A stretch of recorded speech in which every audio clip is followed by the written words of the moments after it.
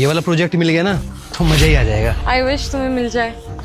ये लो कुछ खा लेना। अरे नहीं नहीं भाजी, मुझे पैसे नहीं चाहिए। कुछ खाने का हो तो दे दो। अरे अंकल पैसे दे तो रहा हूँ, ये लो कुछ खरीद के खा लेना आप। नहीं साहब, मुझे भूख लगी है, पैसे नहीं चाहिए।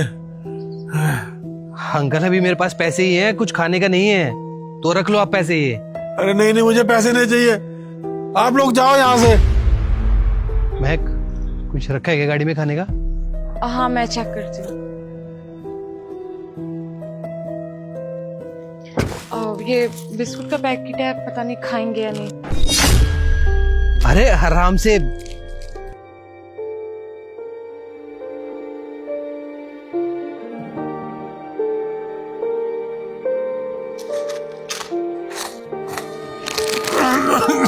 आराम से। पानी देना महक, गाड़ी में रखा है। हाँ हाँ। आराम से खाओ अंकल, आराम से। अरे आराम से अंकल, आराम से। ये लो पानी।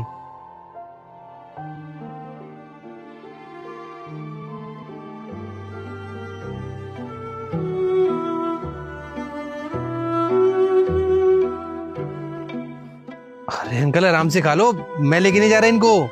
और कुछ ला दूं आपके लिए खाने के लिए?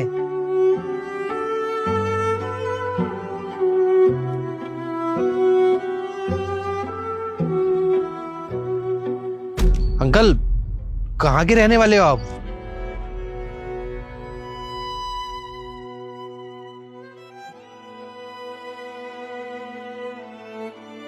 साहब जी किसी के पास नहीं रहता, मैं यहाँ पर अकेला रहता हूँ। अकेला रहता हूँ मतलब? साहब जी मैं बिल्कुल अकेला रहता हूँ। मेरा कोई नहीं है साहब। मैंने 2-3 दिन से कुछ नहीं खाया था। साहब जी मैं कूड़ेदान में खाना ढूंढ रहा था, वहां पर मुझे कुछ नहीं मिला।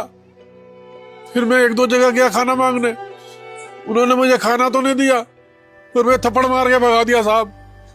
आपको कुछ चाहिए अंकल? मैं लाके दे देता हूँ आपको। बताइए आपको क्या चाहिए, कुछ कपड़े वगैरह? साहब जी अभी आपने जो मुझे खाने को दिया, ये मेरे लिए अमृत समान है। अब इसे खाकर मुझे बहुत सुकून मिला साहब। बहुत मेहरबानी साहब जी आपकी। साहब जी आप दोनों तो मेरे लिए भगवान बनकर आए हो। अरे अंकल आप हाथ मत जोड़िए, आप एक काम करो, आप ये कुछ पैसे रख लो, आपके काम आएंगे। साहब मुझे पैसे नहीं चाहिए साहब जी। साहब जी मैं कई दिनों से इधर उधर घूम रहा था, पर मुझे कोई नहीं पूछ रहा था और ना ही मुझे किसी ने खाने को दिया। अब एक आप ही हो जिसने मुझे खाने को पूछा और खाने को दिया साहब। तो आपकी कुछ और मदद कर सकते हैं हम? साहब जी क्या मदद करेंगे आप? मैं तो किस्मत की ठोकरें खा चुका हूँ साहब, मेरी क्या मदद करेंगे आप? वैसे अंकल कुछ काम वाम नहीं करते क्या आप? नहीं साहब जी मैं कोई काम नहीं करता, बस इधर उधर भीख मांग कर खा लेता हूँ, वो भी कोई भीख नहीं देता।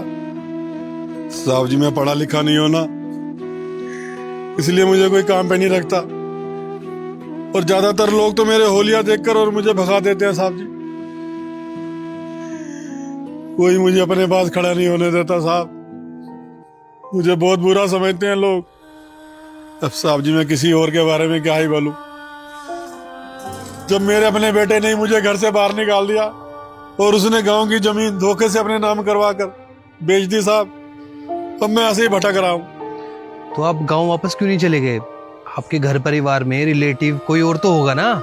जब साहब जी जेब में पैसा ना होना तो कोई रिश्तेदार साथ नहीं देता, और सबसे ज्यादा ताने तो वही मारते हैं जो हमारे अपने होते हैं, और वही हमारी पीठ पीछे हंसते हैं साहब। वो आवाजें जानी पहचानी लगती है मुझे।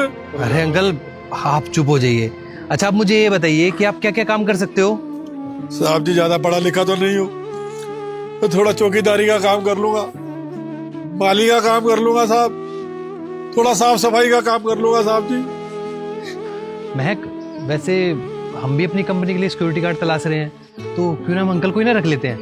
हाँ काफी अच्छा आइडिया, ये तो इनके लिए भी अच्छा हो जाएगा। अंकल आप काम तो ढंग से कर लोगे ना? अगर मैं आपको अपनी कंपनी में रखूं तो कोई शिकायत का मौका तो नहीं दोगे? नहीं साहब जी मैं कोई शिकायत का मौका नहीं दूंगा, पूरी ईमानदारी के साथ काम करूंगा साहब। मैं आपको रहने के लिए कमरा दिलवा दूंगा, और खाना पीना आपको कैंटीन से मिल जाया करेगा, और आपको सैलरी मिल जाया करेगी। पैसे के लिए आपको कहीं पे भटकना भी नहीं पड़ेगा फिर। ठीक है साहब जी, बड़ी बड़ी मेहरबानी आपकी साहब, आपका एहसान मैं कभी नहीं भूलूंगा। अरे अंकल, इन सब की जरूरत नहीं है, आप आइए गाड़ी में चलिए हमारे साथ, बैठिए। अरे आप रुकिए, मैं उठा लेता हूँ। महक, ये अंकल का सामान गाड़ी में रखना।